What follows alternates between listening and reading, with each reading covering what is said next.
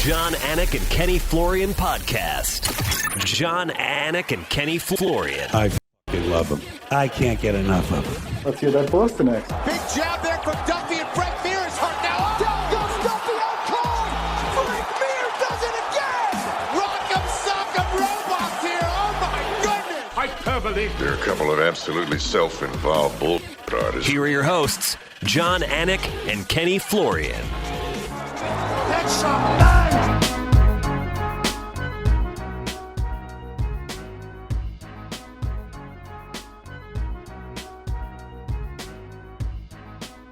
Interrupting the weekend for the entire Anik and Florian podcast staff. That's what we do. All the fathers on this show, when I proposed doing something on Sunday, couldn't wait to bank something. Kenny Florian, are you getting out of childcare at this moment on Sunday, July 16th? I am indeed. Yeah, and it's good. I get to leave. So we're spending time down at the beach. So I'm away from the kids for a couple of days. I got to run some errands. I got to run some errands. Yeah, a lot of errands. So right. yeah, but a lot of errands. Yeah. It's amazing. You and Peach are like, yeah, Sunday's great. Sunday's great. Honey, can you take the kids for 2 hours?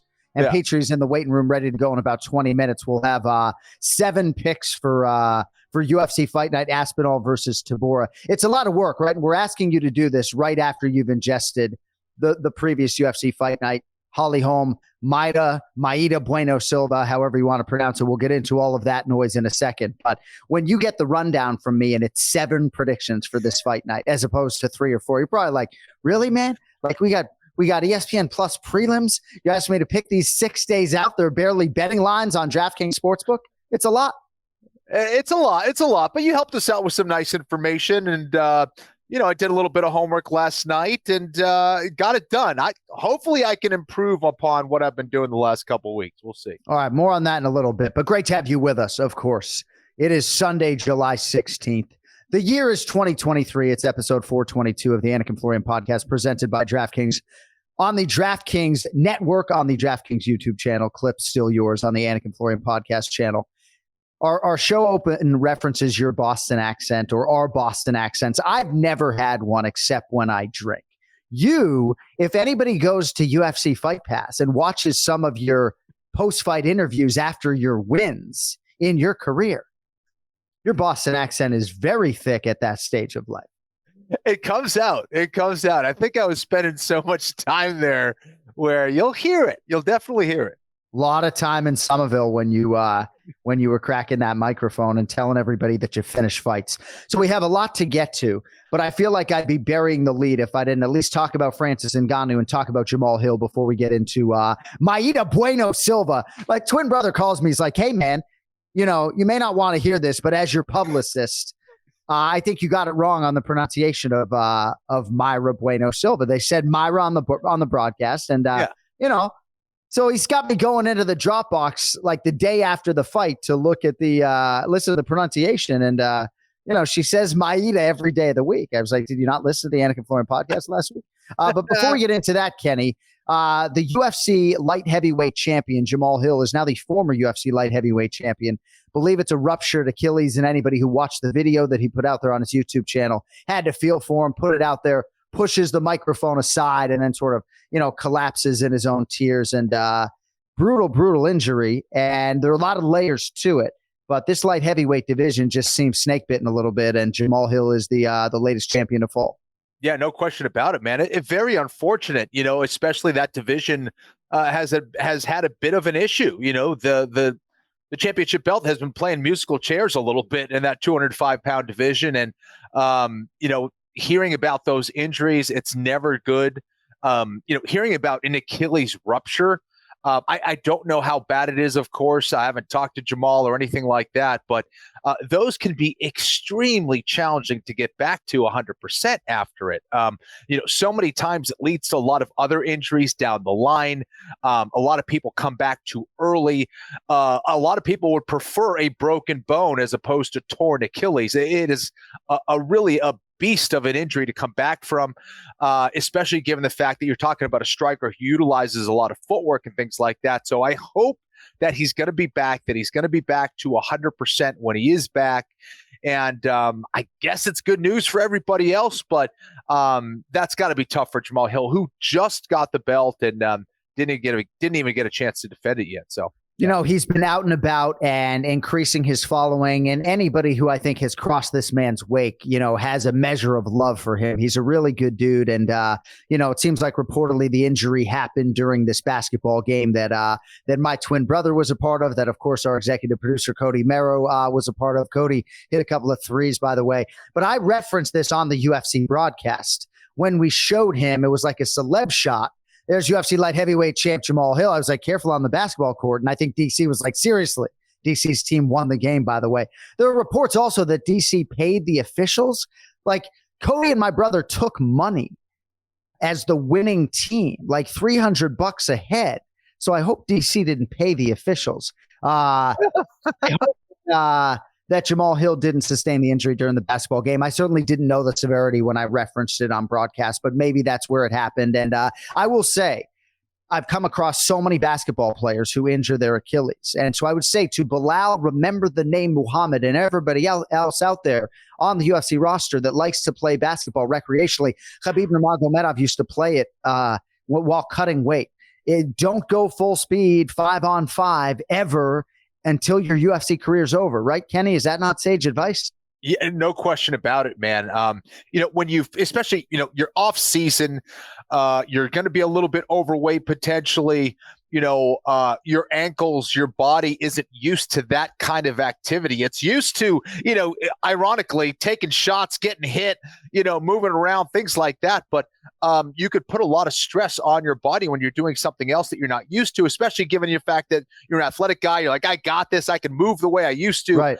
And it just doesn't work out that way. That's when you can get so many injuries. My oldest brother did a similar thing while he was at Boston College, playing basketball in the off season, and ruptured his Achilles. So I know how horrible that was on him.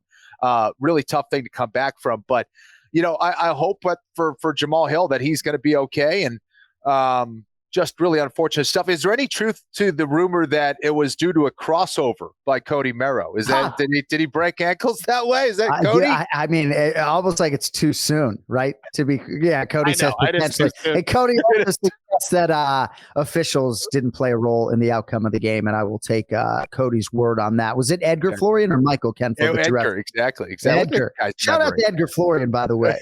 So does Dr. Gus Florian still listen regularly?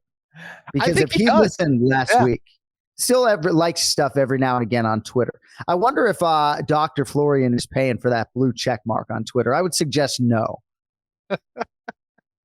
So, all right. Well, we wish Jamahal Hill a speedy recovery. The question beckons, what do you do with this now vacant UFC light heavyweight championship belt? I got to think DC is like sitting around thinking, man, I may want to come back and try to choke somebody out, right? Just get the fight to the ground and put on a rear naked choke. He's just got to lose like 80, 90 pounds, and then he's good. Fewer than that. Yeah, just get him a towel. You can push down. DC. Get him a towel. You can push down on. So what do you do? I mean, is it as simple as elevating this fight 3 rounds between Alex Pereira and Jan Blachowicz that is going to take place 13 days from today? Wow. Dateline, Salt Lake City. Don't call it Salt Lake. They get very upset. Are you elevating that to a 5-round championship fight and putting it underneath the BMF belt? I don't think that's an issue necessarily, but right. What do you do, and with whatever immediacy in terms of the 205-pound division? Listen, I think it's worthy of it. You know, why not? The big hiccup for me is going to be the fighters themselves participating in the fight. I mean, now you're elevating this to a championship fight. They've been preparing, though, for 15 minutes, right? So, gosh, what do you do there? It would be kind of last minute for them, but again, an awesome opportunity for them to be a champion in that weight class. You have Pereira, who is the former champion at 185 pounds in his first fight at 205, obviously has phenomenal striking credentials there to validate that and everything he's done in mixed martial arts prior to that. And of course, you know, Blachowicz, who's been around the game, former champion at 205 pounds already. So I think it's worthy. It's just going to be a matter, I think, for anything else, the fighters have to agree to it. And I don't know, perhaps they will. So Yuri Prochazka's timeline is the factor in all of this that I'm not sure anybody really knows. But I think that's a part of this equation, right? Is that if Yuri's going to be back in any sort of, 3 months, even inside of 5 or 6 months, then the winner of this fight could conceivably challenge him for the 205-pound title. We don't know what our headliner is at UFC 293. I mean, we said on broadcast, I guess we can say UFC 293 Adesanya versus Duplessis, but we don't know that right now. So a lot to be decided. Best of luck to Jamahal Hill, friend of the program, as he tries to recover, and we'll see what they do. I'm not sure they're going to elevate Jan Blachowicz and Expedited to the championship, but you just never know. And wouldn't that be exciting? My goodness, inside of 2 weeks or 3 weeks. Could they potentially move it, John? Would they move that one back a little bit and then make it 5 rounds? Yeah, that's not a bad thought. UFC 291 is particularly loaded, but I think the opportunity, that carrot dangle would be so huge that I think they would both probably accept it on the short notice. But who knows? There are promotional considerations, as Cody alluded to, and it's a big fight, right? Like UFC Light Heavyweight Championship. It's not ideal that they've had these type of vacant situations. You had Magomed Ankalaev and Jan Blachowicz. I mean, Ankalaev obviously factors in this equation. Don't want to leave him and his fan base out, but we'll see. We'll see what they choose to do. All right, Tyson Fury, minus 800. The comeback on Francis Ngannou is plus 630. I'm excited that Francis Ngannou gets his life-changing money. I'm excited they have a date in late October. I guess there won't be a belt on the line, but that doesn't seem to matter. What are your thoughts on how competitive Francis Ngannou might be in a boxing setting with Tyson Fury? And perhaps the broader question is your thoughts on him getting the chunk of change, as it were. Right. I have those same sentiments, right? That, you're happy that he's getting everything he wanted. He has the big deal with the PFL. He's got that huge boxing fight. It seemed like that Tyson Fury fight was going to go away. And then Francis Ngannou kind of, brings this to our attention. And man, it's huge. It's huge for him. However, he is facing one of the toughest heavyweight boxers of all time, in my opinion. You talk about his size, his ability to move with that kind of size is just, it's different. There's not a whole lot of professional boxers that are high level that can deal with someone like Tyson Fury. And it is quite the mountain to climb for Francis Ngannou. Now, Francis Ngannou, if he hits anybody clean to the right spot, he could put him down. But Tyson Fury, not only does he have the ability to be very evasive, he's a huge man who, if you do knock him down, he always finds a way to get back to his feet. So just a fascinating fight, I think, in a lot of ways. I don't really love seeing guys fight outside of their realm of expertise, which Francis Ngannou, of course, is doing. But I think it is intriguing. I think a lot of people will want to see it just based on Francis Ngannou and his power that he brings to mixed martial art. But make no mistake, this is Tyson Fury's world. All right, well, you and Brian Petrie will be making a selection on that in the lead up to that fight. So we'll see if you're willing to lay minus 800 with Tyson Fury or so in that range. No line as yet, I don't believe, on DraftKings Sportsbook. All right, let us recap this UFC fight night briefly, and we'll get to Big Gun here in about 10 minutes. Mayra Bueno Silva over Holly Holm by submission. Wikipedia is calling it a ninja choke. We have Kenny Florian and his 4 stripes on that Brazilian Jiu-Jitsu black belt. So congratulations to Bueno Silva. She is absolutely a contender now in this division. There's a storyline on Holly Holm that we'll get to in a little bit, but a big congratulations to the Brazilian American top team, Pahumpa. Huge 2 weeks for them. What's a ninja choke? Talk me through this choke. It's exactly what it is. It is the ninja choke. So basically, it is a rear naked choke grip from the front. So it is a front choke utilizing that rear naked choke grip. It secures it extremely well. It could be very tight. You see a lot of people work for it and get it, but then for some reason, a lot of fighters will kind of disengage and be able to turn out of it and kind of torque the shoulder a little bit. But in this case, Holly Holm was just in it for way too long before she realized she was in something that was very deep and very difficult to get out of. And Mayra did a great job of locking it up, securing it, getting the proper angle, getting that squeeze and getting the finish. And yeah, I was really surprised by that because I don't think Holly had that same sense of urgency while she was in it. You have to respond very, very quickly. She was in it for way too long. And when you have that rear naked choke grip, it is very, very powerful. It really locks those arms together. And that's why Holly Holm had a very difficult time getting out of it and was forced to tap. But man, this girl is a finisher through and through. Very, very impressed with the adjustments that she made through that fight, how hard she was hitting. Holly just didn't have an answer to that.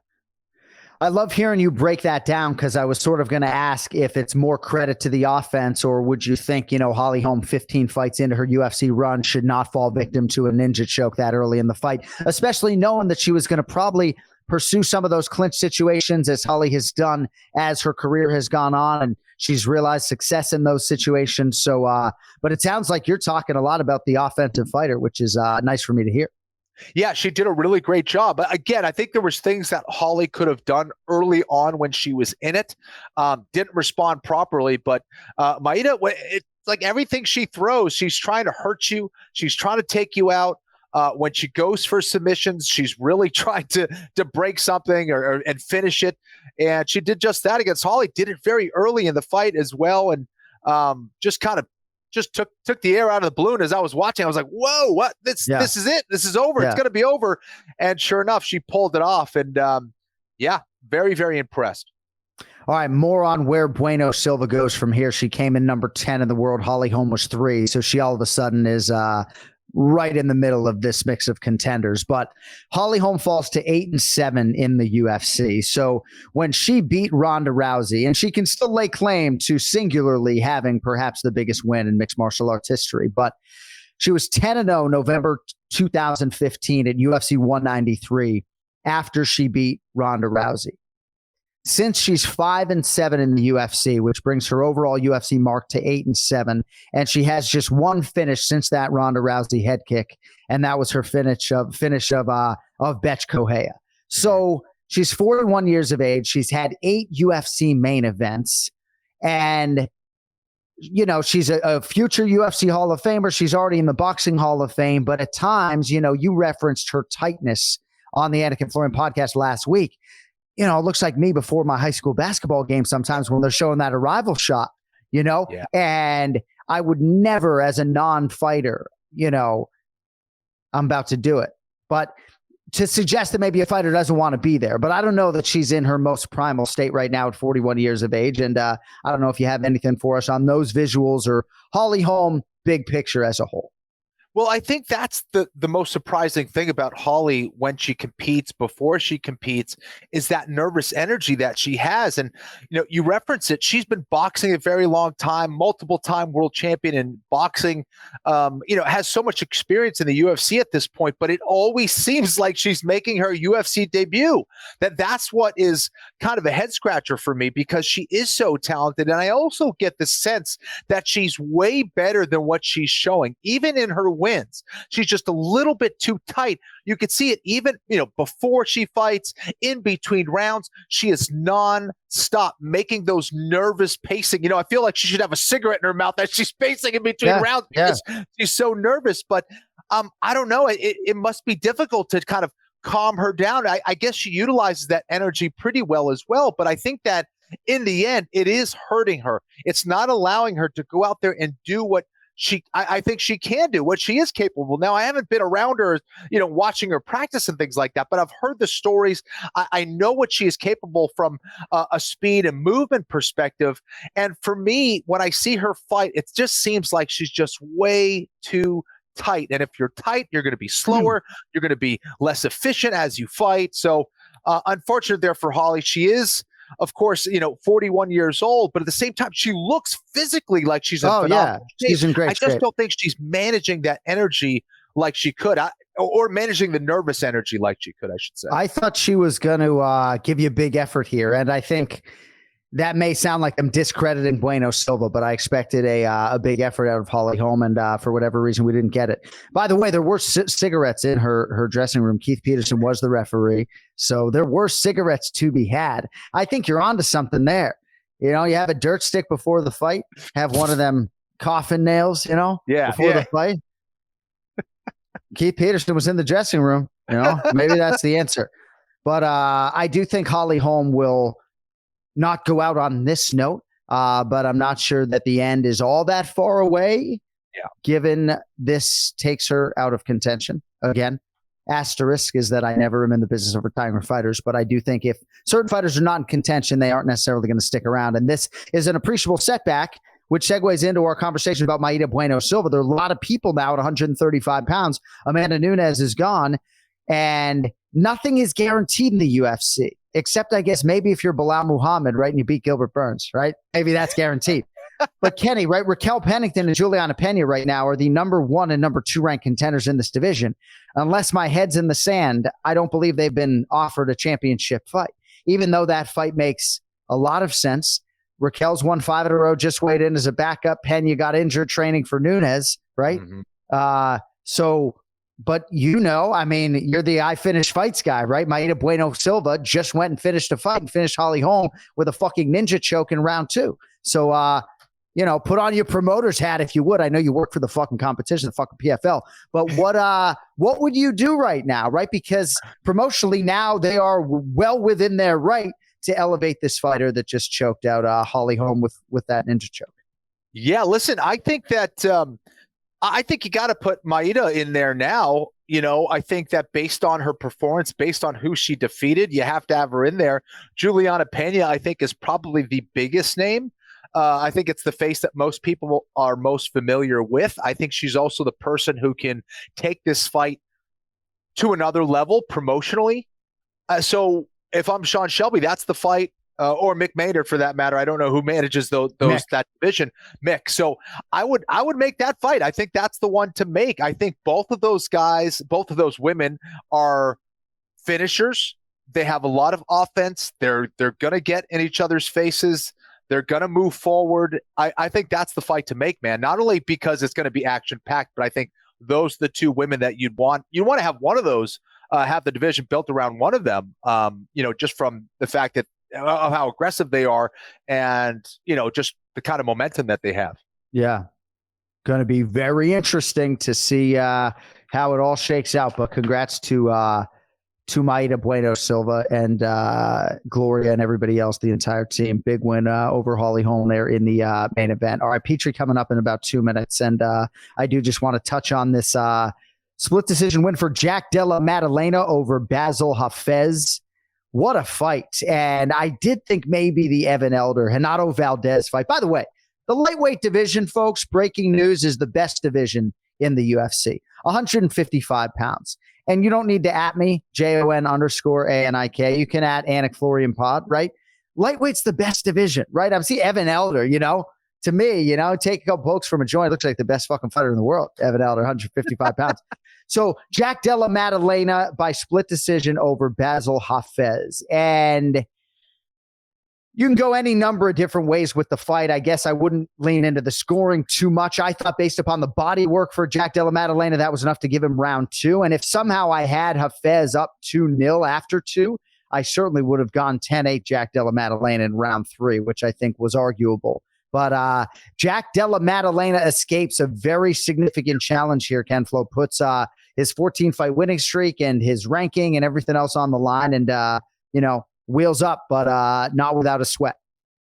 No question about it. And for me, it pains me. It hurts me to say this, but I think we found out some information that's a little bit unfortunate in regards to JDM and his potential, because he was making some very poor decisions when it came to the grappling there. It's like, hey, man, you go for that guillotine once. I get it. No problem. You go for it twice. Hey, I get it. I understand. 3, 4, 5 times he keeps getting side control or half guard. Just stop, or at least block it in some way, shape, or form. And he wasn't adjusting the way I would have liked to have seen. So while Hafez did some great work, no question about it, I would say this was, I guess, a demonstration of some ineffective grappling more than effective grappling on the part of Hafez. So ineffective grappling on the part of Jack Della Maddalena, and less so effective grappling on Hafez. So again, for some people out there, I was going up on, Twitter and seeing some people say that Hafez should have got the nod. I did not see that at all. I think that sometimes when you're watching a fight and you see this guy Hafez come in against JDM, who's very highly touted, you expect Jack Della Maddalena to go out there and just take him out with the quickness. That didn't happen. We were constantly getting surprised, so I think we were swinging the pendulum so far over to Hafez's way, perhaps, and saying, man, this guy's winning the fight. Was he getting certain positions on him? Yes. Was he causing any damage on the ground, though?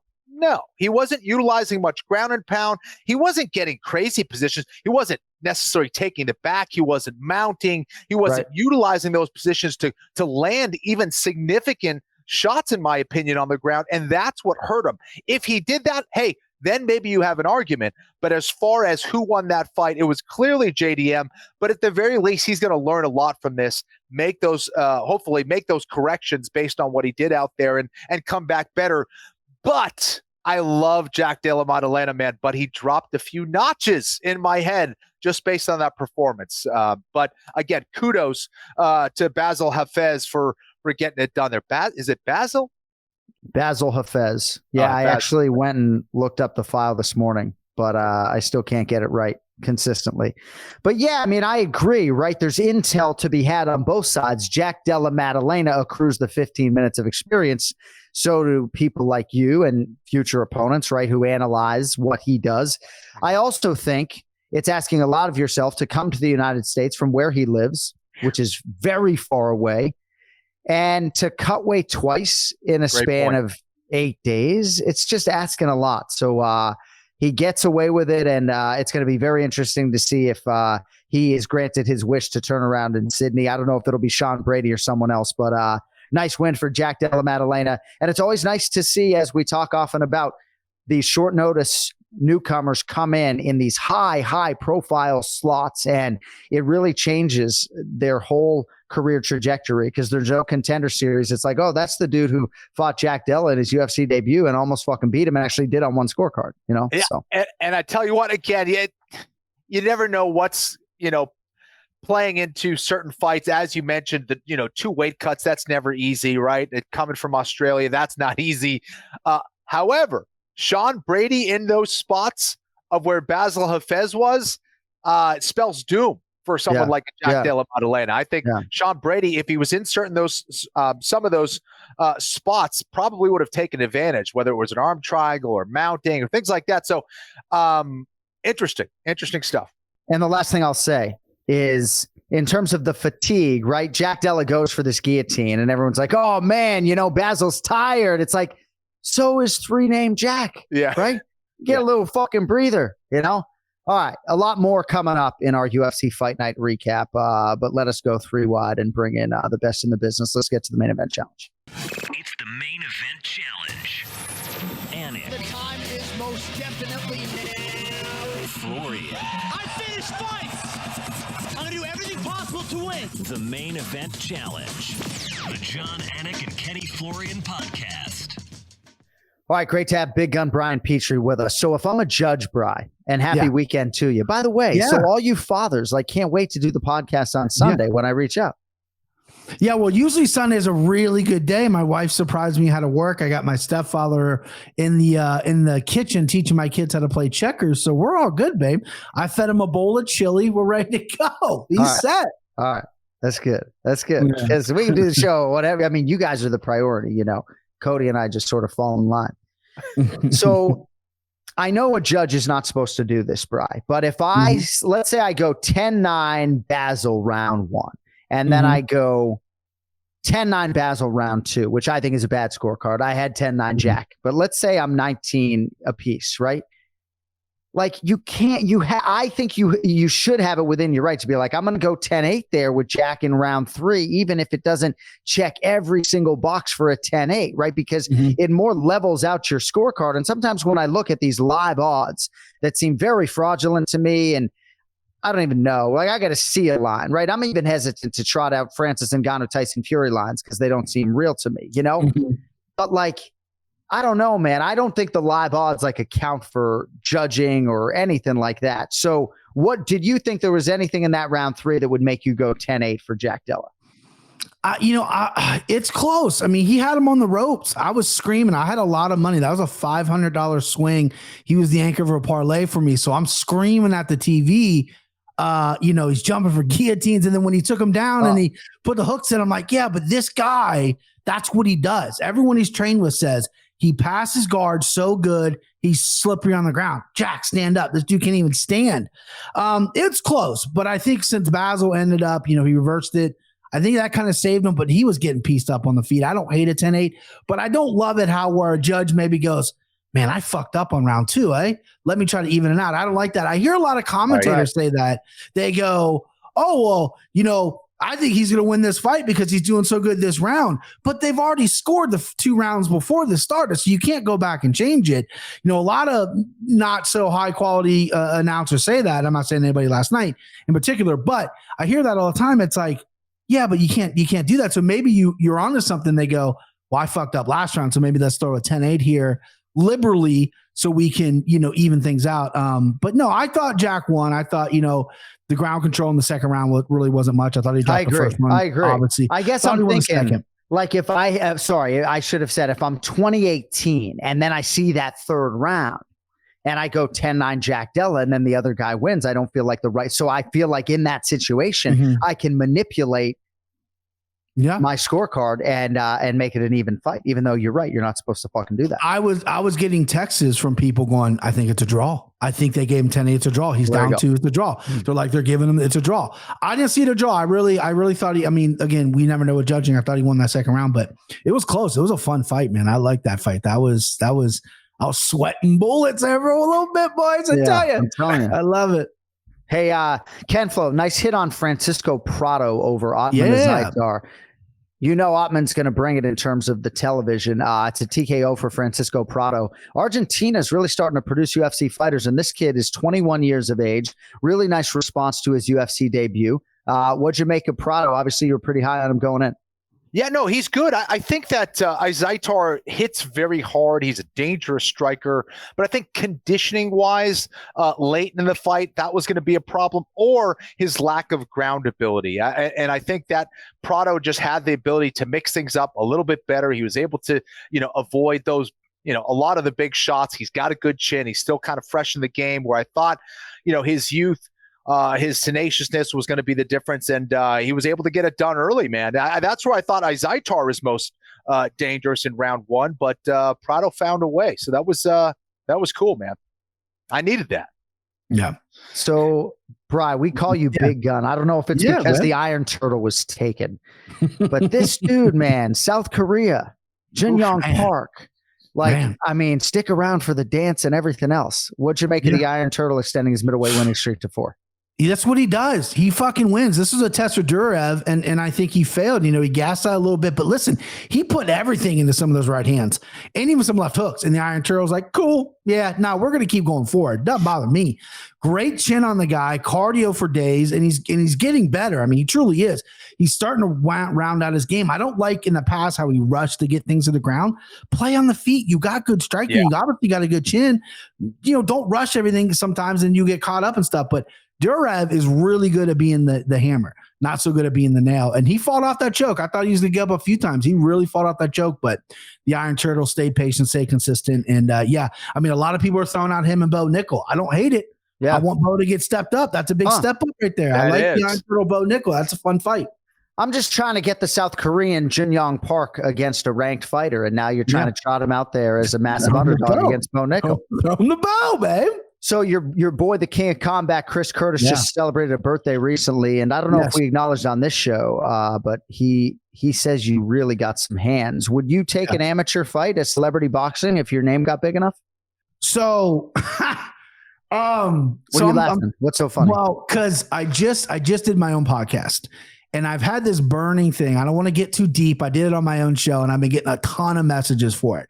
So I love what I'm doing. This is what I'm going to do for a career. But there's a burning. I mean, all my eggs were in the fighting basket before this happened. Before my brain injury, I had a meeting with my neurologist. I'm good to go. So within the next 3 years, I'm 37 in August. I'm going to be 40. I'm getting a fight in. I have to. I'm getting it in, and it's not going to be an amateur. I want a pro fight. I don't give a fuck where it's at. I want to get after it. I actually sparred. So I've been telling you, I've been getting hit up by local gyms all over the place. I actually sparred for the first time in 8 years, not too long ago. And I don't want to, the guy wasn't high level or anything like that, but, put him down with an old left hook body shot. So I felt pretty good. Yeah. Your boy's back. I'm motivated. I'm down 9 pounds. I'm in the fucking gym. I bought a boxing robot. You know what I mean? Because I can't always run to the gym. I got one up the street they're trying to get me to go to. But yeah, so within the next 3 years, trim the fat up a little bit, get in the gym, get the grappling going, and then I'm taking a fight. I want to end my life either 0-1 or 1-0. I don't care which one it is, but I got to get that professional fight on my record.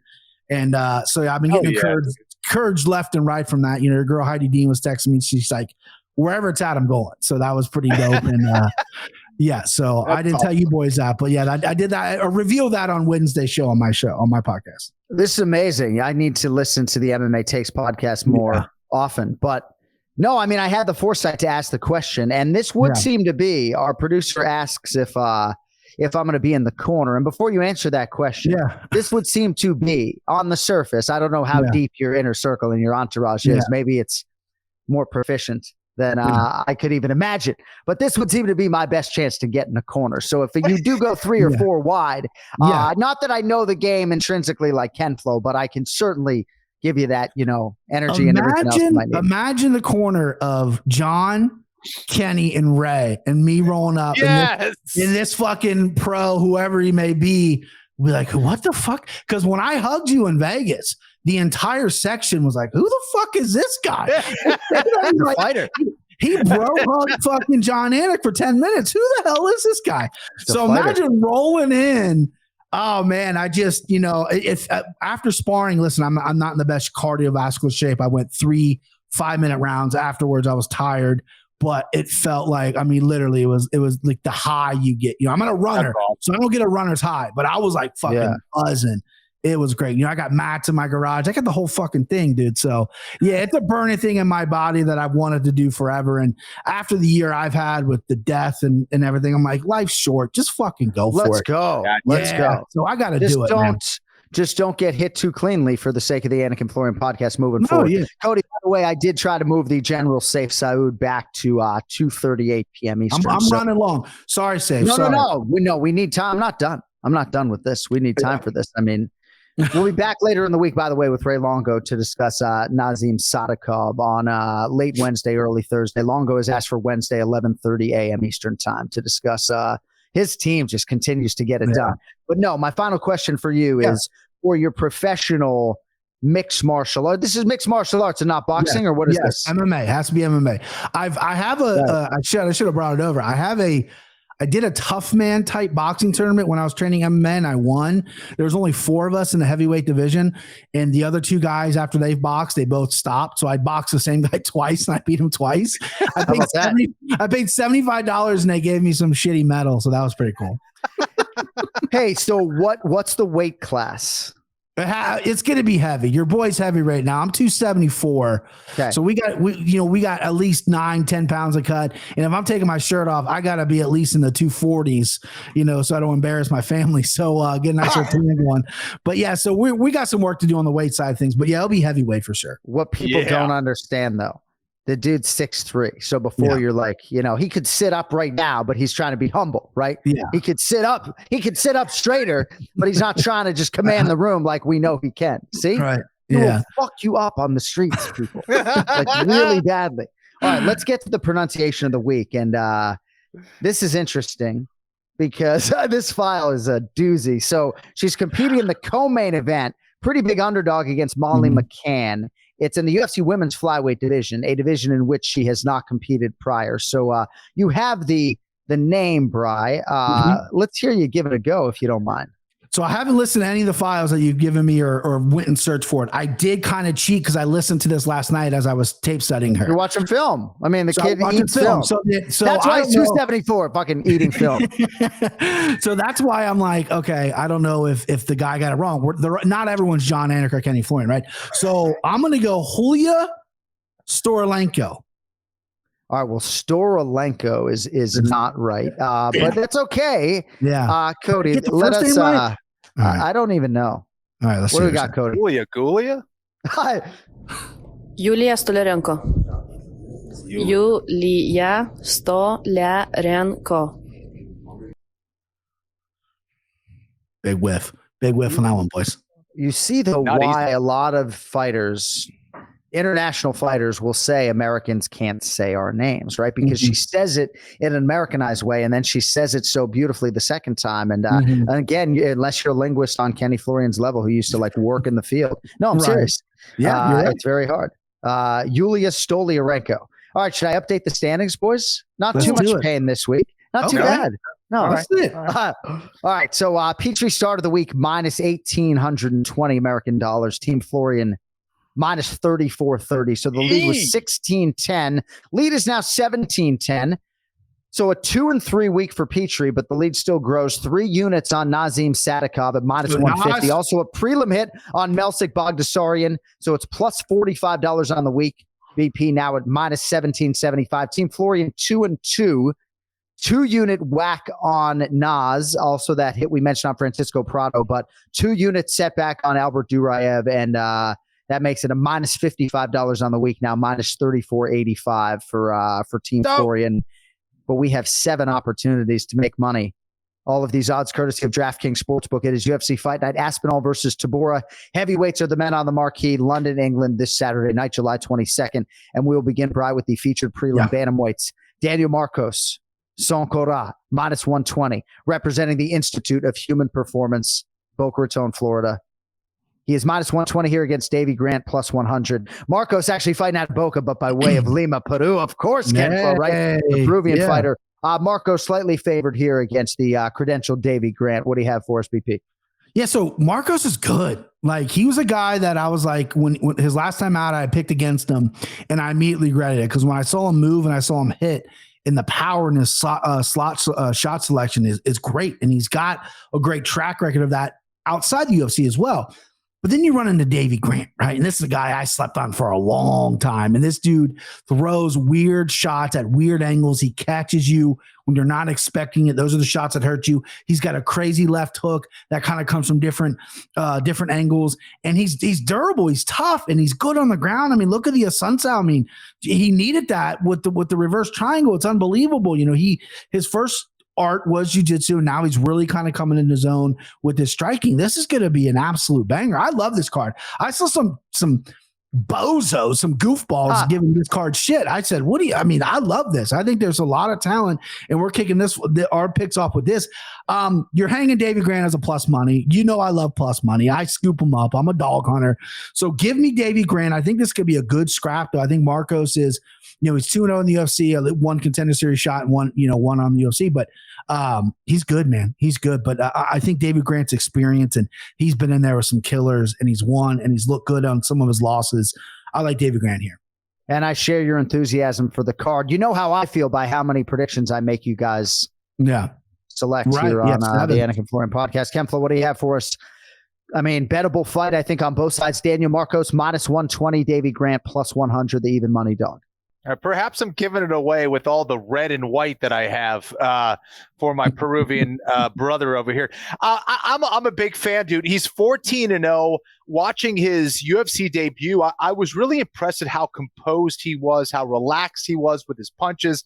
I see a lot of shades of Jose Aldo. I know that's a big comparison, guys. Relax. But some of the things he does defensively, some of the things, the way that he moves and he attacks and how smooth he is and kind of transitions from offense to defense and defense to offense reminds me a little bit of how Aldo does things. And, he doesn't have that same level of speed that Jose Aldo does, but he is very slick and very, I guess, sound everywhere. Really doesn't make a whole lot of mistakes out there as well. So I really liked what I saw from what I've seen so far. I think he's a fantastic fighter with a very bright future. I agree with everything Brian said about Davey Grant, though, that Davey is going to be a handful. He's not going to go away easily.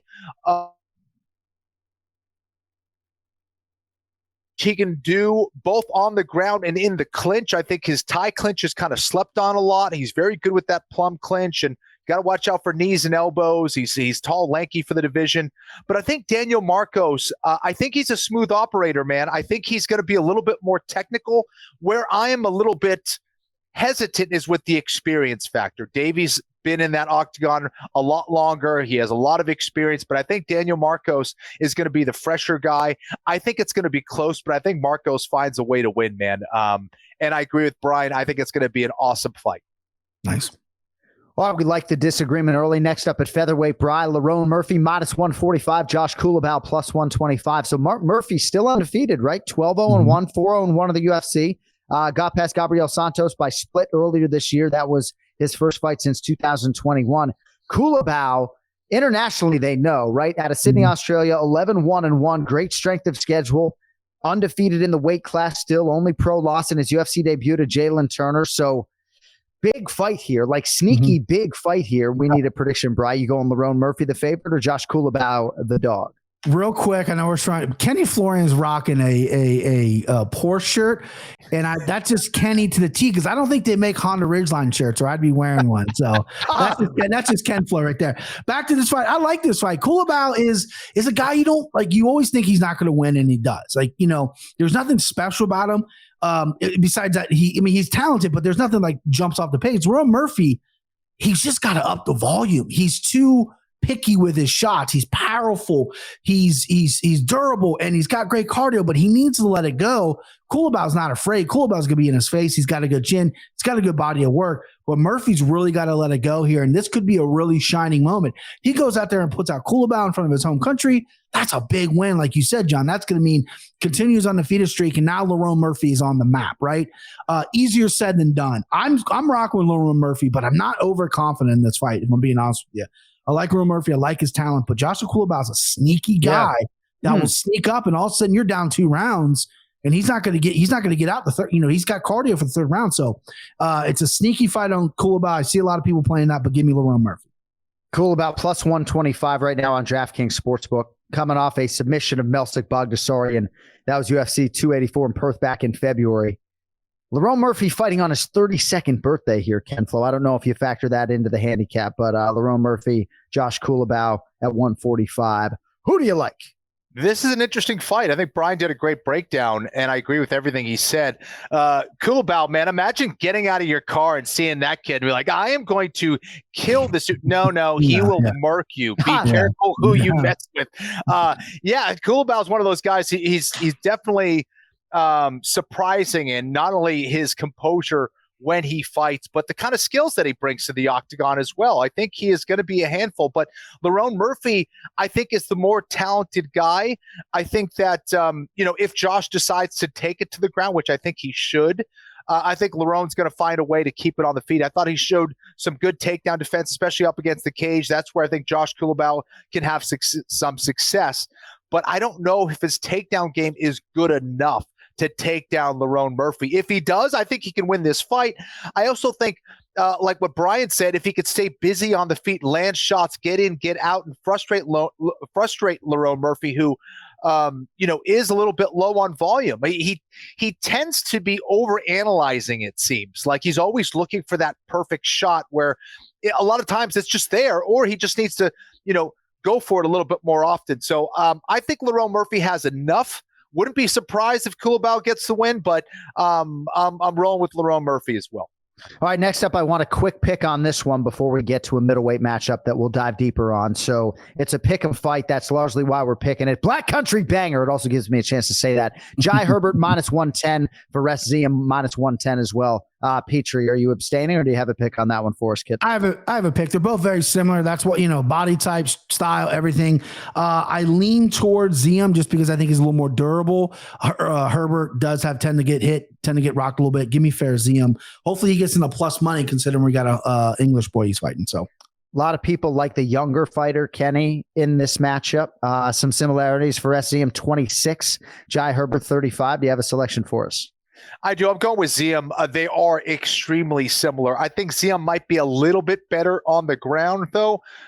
He has fallen victim to RNCs, but give me Ziem. I think he's going to be able to get it done. All right, middleweight matchup, 14th ranked Andre Muniz, minus 200. Paul Bearju Craig is plus 170. Middleweight debut for Bearju. Never fought at 185 pounds as a pro before. He's 8-6-1 in the UFC, but has lost 2 in a row. Now making the move south, where he draws Andre Muniz. Bri, I guess the shine a little bit off Muniz after the loss to Brendan Allen. Still a problem, though. 23-5 overall, 5-1 in the UFC. Your thoughts on him here? 2-1 favorite against Paul Craig. Yeah, I mean, he outstruck Brendan Allen, but Brendan Allen took him to the ground and submitted him. That's his game, you know. Muniz is trying to round out his game, but it's very pushy striking. I do think he has better striking than Paul Craig. Paul Craig really, I gotta hammer the Paul Craig. He looked lost against Johnny Walker. I know that was a crazy, weird hammer fist back, weird, whatever you want to call it, put him down, but he's been put out several times before that as well. And he has always said, I really want to show off my stand-up. Well, here's the fight to show it off. However, I'm greedy. I want this fight to go to the ground. I want to see what these boys got on the ground. I think Muniz is going to want to keep it up. I think Paul Craig maybe would even jump guard. And I think one time throughout this fight, Muniz is going to have a little bit of an ego and go, let's go. I'll take you to the ground and see what you got. And I think Paul Craig is just a specialist there, man. Off his back, on top. Obviously, the triangle choke is what he's known for. He does have a good rear naked choke as well. Muniz, I think, slowed down drastically in that Brendan Allen fight. I think that obviously helped Allen finish on the ground. Plus, I think Brendan Allen's a superior fighter. Anyway, give me the dog. Give me Paul Craig because, we dog hunt here, babe. Craig right now can be had plus 170. Kenny, your thoughts on this one at 185? Yeah, very interesting. I'm really curious to see how it goes when it does hit the ground. Paul Craig, I think, is way more explosive, way more dangerous with his submissions. I think Muniz is a little bit better with his positional game. Now, if his positional game is going to be superior, it's very difficult to land the submissions that you want. Not impossible, but it takes away the probability of that happening. So long as your position is good, you take a lot of that away. So I think Muniz should be better there. We shall see. Paul Craig, huge for the division, very tall, very strong, so that could pose some problems. I also think Muniz is a little bit better, a little bit cleaner on the feet as well. Not necessarily like, head and shoulders above Paul Craig necessarily, but I think he's good enough there where he can get it done. So I'm leaning towards the favorite here. I like the Brazilian Muniz.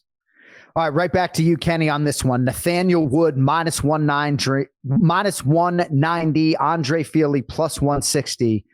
So Wood has beaten Charles Rosa, Charles Jourdain, both by decision since moving up to 45. Fili's got to be one of the longest tenured featherweights on the roster, I would think, at this point in time. 20th UFC appearance, debuted almost 10 years ago at UFC 266 in 2013. 10 UFC wins for Fili. Kenny here. He tries to come through as the underdog against Nathaniel Wood. Which way you go? Yeah, this is another interesting one. I think Andre Fili has been extremely inconsistent. If you look at his last several fights, it's all over the map, which is why it's so difficult to choose someone like him. Nathaniel Wood definitely has a lot more momentum. He's the favorite for a reason. I do think he's the better fighter here. If you're talking about, off balancing you from the clinch, utilizing things like calf kicks from the outside. I think he's got sharper boxing, but Andre Fili knows how to put it all together. So curious to see how it goes down. I am going to lean towards Nathaniel Wood. I'd like to put 3 units on Wood as well. I don't know exactly why I'm doing that. I think I just need some freaking points, but give me Wood. 3 units. Give me Wood. Kenfa wants Wood. Minus 190 3 times over for Kenny. So that is a $570 wager. Brian Pesci, what do you have for us on the featherweights? I love the aggressiveness. I'm telling you, savage mode. That's Kenny got. It's Kenny Florian. I was going to take a little poke at Fili, but I really dug into the tape, and I was dead wrong on Nathaniel Wood's debut at 145. I was all over Charles Jourdain, and he bullied Jourdain. Nathaniel Wood, 5'6", little stout, but he's muscled up. landed takedowns, hurt Jordan, and Jordan's a great striker in that division. Is a real staple at that division as well. So coming up from 35, the weight cut obviously was drastic. And Philly's fought everyone. Philly's big, 5'11", uses his length well, but he does get hit. You can close the distance on him. He leaves his hands out there just a little bit. Philly's a good wrestler, but we saw Bryce Mitchell take him down 7 times. I think Daniel Wood can mix everything together, clip him on the feet. I'm with Wood as well. No extra units, but I'm agreeing with Kenny. This is going to be a good fight. All right, co-main event, Molly McCann minus 350 or so, Yulia Stoliarenko plus 280. Mm-hmm. So McCann coming off that brutal loss to Aaron Blanchfield. That was all the way back at UFC 281 last November. So a lot of time for McCann to fucking marinate. Meatball marinate, huh? Molly McCann fucking meatball marinating on that loss. That did halt her momentum, which was pretty appreciable at the time. She won 3 in a row. Stoliarenko 1-5 in the Ultimate Fighting Championship. She has competed at bantamweight, featherweight. Now she drops down to 125 pounds. Which way are you going on the co-main event? I love Meatball Molly McCann. She's a fighter's fighter. She's aggressive. She's got good hands. She's got some good knockouts. She's got some highlight reel knockouts as well. The biggest problem throughout her whole career is when she gets down, it's tough. I mean, that's what Aaron Blanchfield deal. But listen, there's no fault of losing to Aaron Blanchfield, who I think will be future champion. She's going to have gold one day in the future. That's the where you don't want to go with Stoliarenko. You do not want to get taken down, right? Or you do not want to take her down.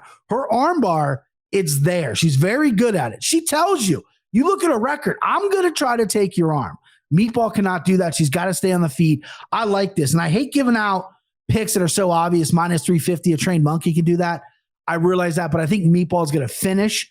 And I'm putting 4 unis on Molly McCann to get this done. I think she's going to get done within the distance as well. I'm going to play. I know that's not the way we play the game here. Telling the audience, if you want to bet along, I think you bet a finished prop as well. And again, Petrie, in the off season, which doesn't exist, you can always tell us if you want rule changes for next year. Okay. We can certainly consider that. But a 4-unit play, minus 1,400, or I should say, minus 350 times 4, $1,400 whack on Molly McCann. Flo, what do you have for us on the co-main event? Yeah, this is an interesting one. I think Yulia is so dangerous with that amba that she could potentially pull off the win. Yeah. I think that, Molly, that's where she's weakest. But I think that Molly is going to learn a lot from her last fight, which was a loss against Blanchfield, as Brian mentioned. She's going to have to keep this one on the feet. I think she's going to be tenacious enough, aggressive enough on the feet without giving up those takedowns to get the win. So I like Molly here as well. All right, and right back to Ken Flo, main event in the heavyweight division. I don't know how bettable this fight is to you guys. Tom Aspinall nearing minus 500, minus 450 or so. Marcin Tybura plus 340. So Aspinall, Kenny asked for this fight in London, received it, number 5 in the world. Was 5-0 in the UFC with 5 finishes. Then that Curtis Blades fight, 15 seconds in, devastating knee injury. This is his return. Tybura's got a lot of UFC experience. Your thoughts on this one at heavyweight, and ultimately we'll need a winner. Tybura does have a lot of experience. That's what concerns me here. What concerns me most, though, is Aspinall, his pacing. Sometimes he approaches a fight, or many times he approaches a fight like he's just going to go out there and finish you in round 1. And I wonder if he's going to be able to maintain that against someone like Tybura, who is known to kind of stick around and hang around for long enough to be able to mount his own comeback. And I'm curious about that. I do think Aspinall has enough offensive skills and firepower to take out anybody pretty much in that division. I think he's got enough to take out Tybura, but he better be smart. He's got to have that conditioning and that pacing for 25 minutes just in case. So give me Aspinall here.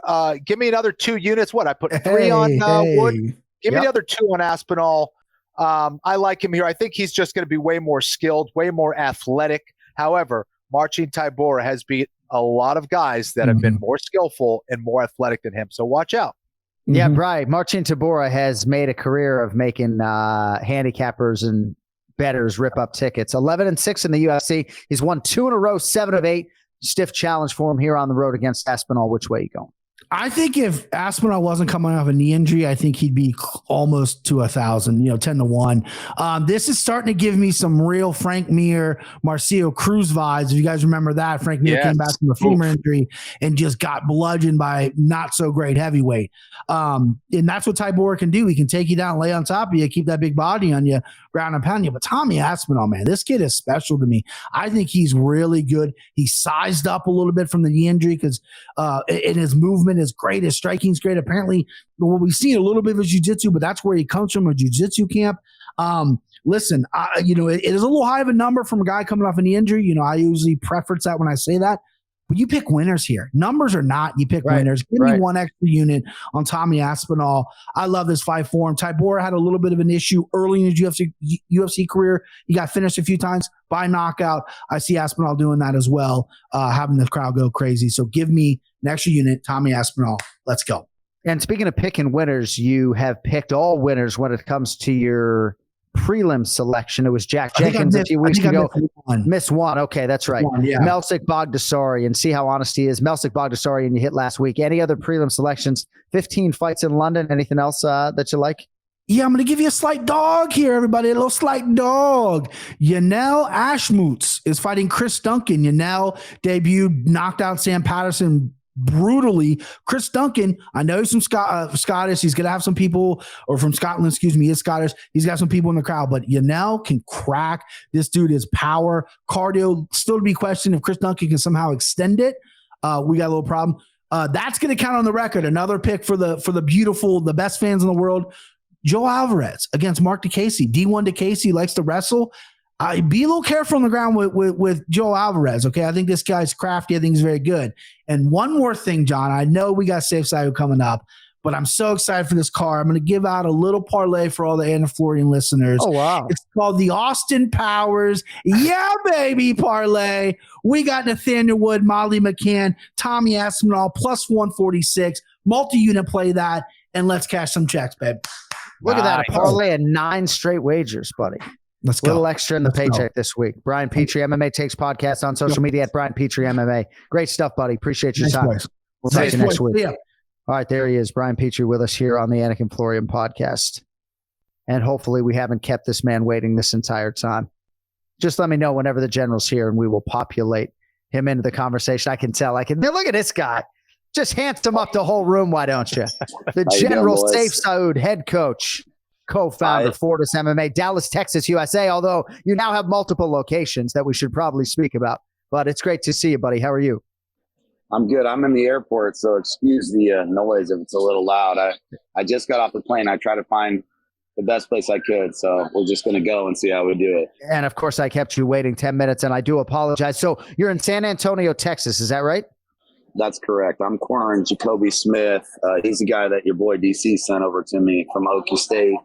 And then Marcelo Rojo is also in the main event. So trying to split my time because we've got so many guys. And then, Fury being on Sunday night just kind of changed things up a little bit.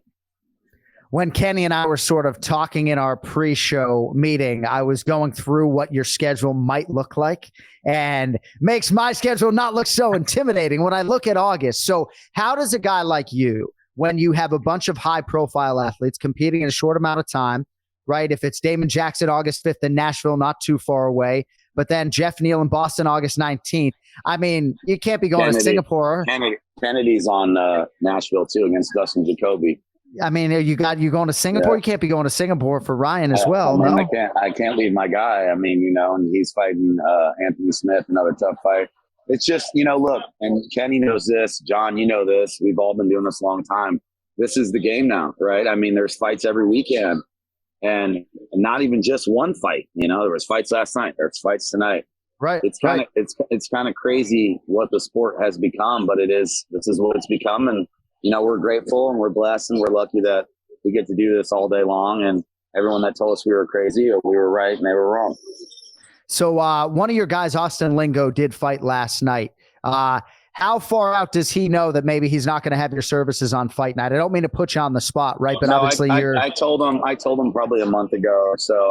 I knew, looking at the landscape of what was coming up, but I'm super proud of him, man. He I knew that was going to be a hard matchup. I knew this kid was coming down to featherweight for the first time, and I knew that he fought Thiago Moises and, fought all right to the second round. For those that don't know, Thiago Moises is an absolute monster at 155. So this kid came in very clean, performed well. I thought maybe he would get tired from the weight cut, and Austin would press him like he always does, but he stayed there. But I'm nothing but proud of Austin, for his ability to just hang in there. And, you guys know it's easy to look for a way out when you think you're not going to win the fight, late in the second round, things aren't going your way. But here he is in the third round, peeling the hands and fighting to the end. And, DC just, as being a champion and a fighter was commentating on, man, this guy's not going to give up no matter what. And as a coach, you got to be proud of that. I mean, this is really what it's about, is building that grit and determination. And I'm proud of him, as a fighter and as an athlete, letting himself, go all the way to the end in a fight that he wasn't going to win.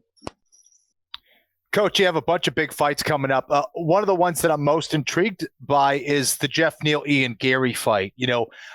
For Ian Garry, he's this guy. He's up and coming. A lot of people are very high on him. How do you get Geoff Neal up for something like this? And how is Geoff doing, health-wise and all that leading up to this big fight? Well, Kenny, it's a great question. And, I'm sure you guys saw the little mugshot deal. And, I'm not going to get into it too much just because, I'm not a fucking little kid, right? And I understand guys got to do what they got to do, but I'm not a little kid. So I'm not going to gossip about, stuff and, this beef and that. But, I mean, dude, I did tell Sean Shelby, that's bulletin board material for me. I just stick that right up on the bulletin board, and I don't have to say a goddamn word to Geoff Neal. Right. I mean, that's the dumbest thing that kid could have done, whether, I don't know why, and I don't want to get into it again. It's under my pay grade, but he did. So look, he wanted to fight Neil Magny, and he got the other Neil, and who knows if that was on purpose or not. You don't call your shots in the UFC when you're only a couple fights in, fighting guys that aren't ranked. And we saw Jack last night, and nothing but respect to Jack and the Boston coming in. That kid, both of those guys deserve a fucking salute, because people don't get it. It's hard to fight. Fighting's hard as hell. It's so hard. But fighting a guy that you don't train for, and you're like, ready, set, go. It doesn't work that way. And even though Jack's a better striker, dude, that kid came in fucking ready. And he was not coming in there to lose. And you could see the physicality of him. And, it was a barn burner. And Jack will grow from that fight as well. And that's what people don't understand. I respect Jack for taking that fight. And people don't get it, man. MMA math doesn't work. Certain matchups just don't show. Right. So you just never know in this game, man. You got to be ready for everything. And this game is evolving at a very fast pace, as you both well know. I just love the fact that divisionally they have a guy like Geoff Neal, right? He fights Shavkat Rakhmonov, sees the upside in that fight and realizes the upside, and now fighting Ian Garry. So many different directions I could go with Fortis MMA's General Sayif Saud. Go ahead. Here's what I want to say. The reason I took the Shavkat fight, and I called Sean, and Shavkat will fight anybody. Danny Rubenstein is clicking on his Twitter, trying to get him fights, and not really being disrespectful, just saying whatever he can, whatever. And the reason I took that fight was because I knew, even if Geoff couldn't win the fight, that it was going to be a hell of a fight. And that fight will pay dividends, because no one's going to fight Shavkat. Look, everybody's going to run for him. They had to bring Kelvin in, and Kelvin could definitely beat him because Kelvin's great too. But Shavkat's going to be a guy that everybody avoids. So ultimately, if he does make it to the title, then people are going to say, well, him and Geoff had a fucking absolute barn burner when Geoff wasn't 100%. Let's throw these two together again. So that's why I said just jump on the grenade now. Take the chance. There's nowhere to run in the UFC. There's nowhere to go. Everybody's tough. So you can buy your time, or you can perform. And even when you lose, if you fight awesome, it doesn't drop your stock. And we saw that last time. All right, so Brandon Moreno fought Alexandre Pantoja a couple weeks ago. Very close fight. I'm dying to know what you felt upon rewatch, right? Because I would always rather a coach, for starters, tell me that I've lost the round than put a false sense of security in my head and answered my question. That you've won the fight, right? But you were hard on Brandon after round 3. I went back and watched it because I felt live that it was a Pantoja. And when I watched round 3, your guy doled out so much damage. I had to. But so I guess I'm just curious what you thought of the whole guy. You nailed it. You nailed it because you're such a smart fucker. So here's the reality. The reality is I always tell a guy if the round's close, you probably lost that round, because I'd rather a guy out of necessity in his head go, I fucking need this, and go, oh, okay, I can cruise. You know, the reality, we do what we know we have to do as human beings. And when our back's against the wall, we do amazing things, right? And I'd rather a guy not have the comfort of going, oh, let me save my energy for the third, going, all right, I need this. And in a 5-round fight, in a title fight, if the round's close, I'm going to tell the guy, hey, you know, you probably lost that round. And I watched the fight. I did think we won the 3rd round. I think we won the 2nd, the 3rd, and the 4th. I thought it was similar to Ben's scorecard. But I will say this. When the fight ended and Pantoja was on our back, I wasn't feeling great about that either. And nobody can argue about that decision.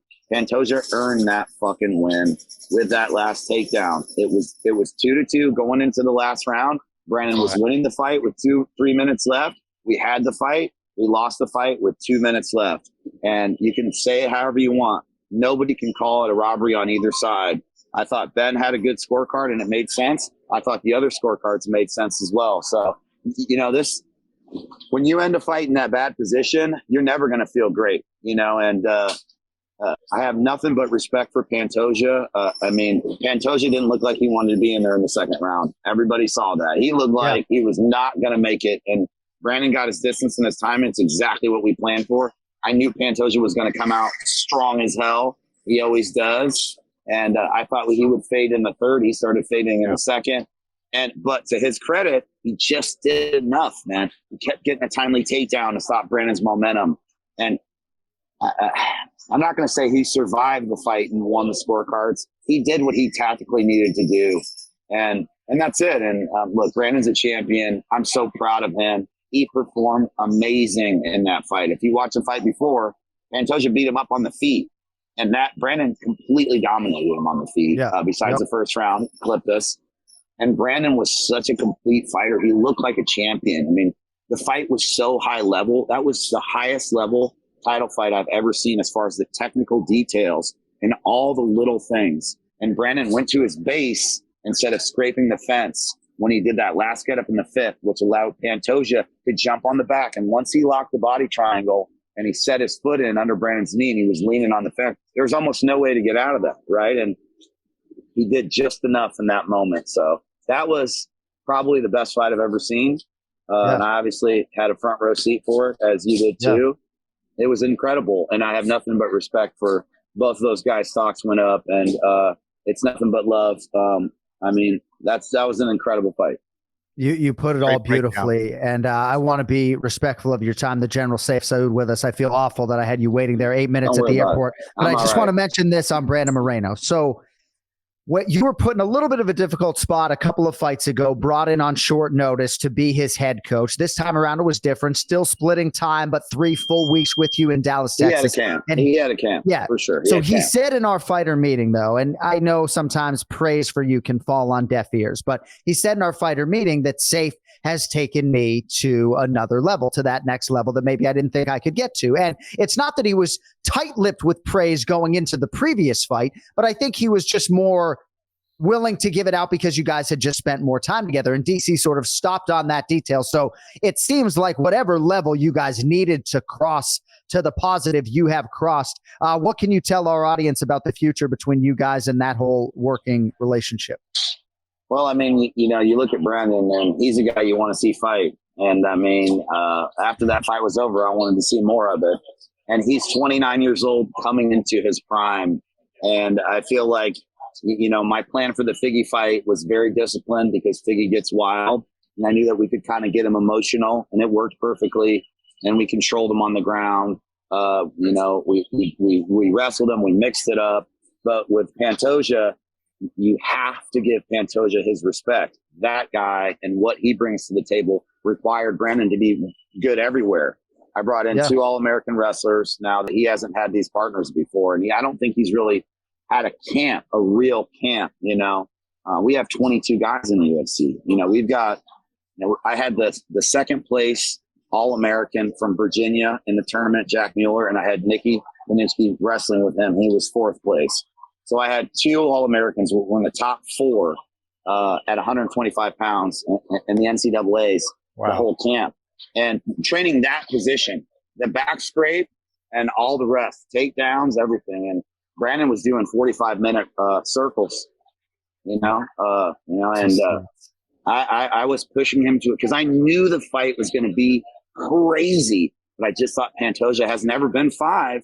Right. He would fade at some point. So I really just got to take my hats off to him for that's that one last takedown that in the room, like just one more. Right. That's that last one that he needed, and he got it. So we know what we need to do. I talked to the UFC. I need to really shout out Mick Maynard, the 125-pound class. Wow. Every single fight is going to be that way. Every single fight is going to be a barn burner, and every title fight is going to be that way. 125 is like watching ninjas fight, and it really is. And it was like watching 2 ninjas fight for 25 minutes, and it was incredible. And I know that Dana went over to Mick and patted him on the shoulder and said, "Can you believe we almost got rid of this weight class?" And it was Mick who was like, "Just give me a chance with this weight class. Let me see what I can do with it."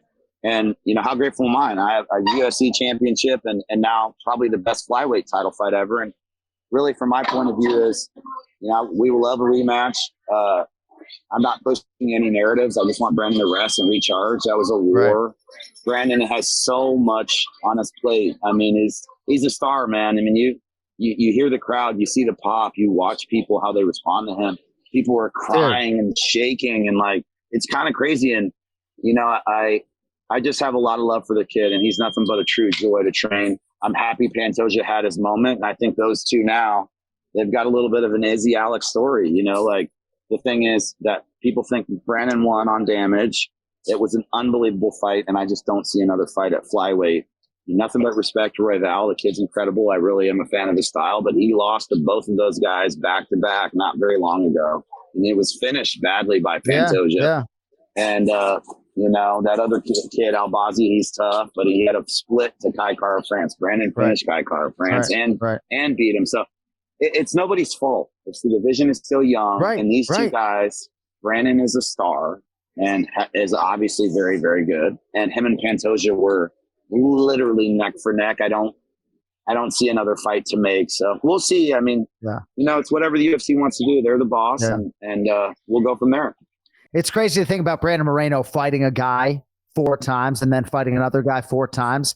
Promotionally, though, as much as I love Brandon Royval and I've championed his cause, I think circumstantially, that's why you wait for the result. I think you got to do this, and you got to do it right now. You got to do it right now. I personally think December, T-Mobile, who doesn't want to see those two guys again? Let Brandon rest, let Pantoja rest, let those two guys, that fight was, if that fight could have been 10 rounds, that was just such a good fight. And it mattered. Every little thing mattered so much. The get up mattered. That punch mattered. The cut mattered. The up elbow that Brandon landed, that cut, everything mattered so much. The stakes were so high. And man, that's what this is about. That's what we're in here to do, is win championships and be in championship fights. So, my man. Well, wish you all the best in San Antonio. I could go on all night. On Instagram at Sayif Saud, SAYIF SAUD. Who does Kennedy have in Nashville, by the way? Dustin Jacoby. Oh man, the big fights keep on coming, man. Yeah. Well, I will see you in the not too distant future, and hopefully you enjoy Boston, Massachusetts when you're up there in a few weeks, my man. It's good to see you guys, and always good to chat with you. Thanks for your time, man. The General Sayif Saud. Fortis MMA head coach. You can also see him on UFC Breakdown doing a tremendous job, as he did right. But man, it's got to be tricky for a coach, right? You go to Austin Lingo a month out and you say, "Hey man, I'm going to be in San Antonio. I'm not going to be able to be there." And you go right from Boston to Singapore, and he always makes me feel good about my grind, right? Because where there's a respite for me, oftentimes there isn't for him. Dude, a busy coach in MMA is insane. Like Pahom Pena, he's traveling all the freaking time. He's at every PFL fight. He's at every UFC fight, even if it's the night after. These guys are traveling all over the place, man. It's not easy, and then you gotta pick and choose who you're going to corner, who you're not. That's difficult. But I got to give credit to Sayif for his breakdown, man. Just very honest, very classy. And I agree with him, man. I would love to see that rematch. I could watch that. I could watch them fight over and over again, man. Such high level stuff. One of his fighters who I failed to mention, the 9-2 Kyle Crutchmer, who is a Bellator fighter, just had a TKO win over Bobby Nash last month. 30 years of age, promising fighter. I'm curious what the ceiling is, but as such, I wanted to let the general go. But thank you all for being here. That's going to do it for today. We are back in probably 48 or 72 hours with one Raymond Peter Longo. These guys are just puffing out their chests. I got to talk these strong Islanders down a little bit. And Azim Stadikov with a big win, of course, over Terrence McKinney. We'll get into all of that. We'll continue to recap Mayra Bueno Silva and Holly Holm and get Longo's thoughts on everything that's going on with Jamahal Hill, with Francis Ngannou, and everything else. If you want to follow the show, you can do so. AnikFlorianPodcast.com on social media. It is at AnikFlorianPod. At Kenny Florian for Ken Flow's Instagram. Also, Argus Integrated Defense. I mean, just run up, get done up. We were going through something with my daughter, and I said to my wife, I think we should show her the fuck around and find out video right now. And my wife said, we're not there yet. She's going to be 12 here in a few weeks. But I wanted her to see this bar. You know, it's like, keep fucking around, honey, and you will find out. You will. Well, what am I going to find out? Hey, open the fucking box and find out, But I do think you get to a point with your kids, right? I'm sort of getting to the point where my kids are getting a little bit older, Yeah. And it's like, it's never, okay, Dad. It's always, oh, I was going to do it. Or yeah, but it's like, just, you keep messing around, keep messing about, and then you find out on the other side.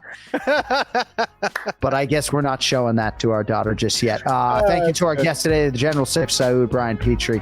Longo coming up in a few days. Thanks to our producer, Cody Merrow, and thanks to all of you for indulging us. We will talk to you in about 48 hours. Until then, be healthy, be happy. Go later.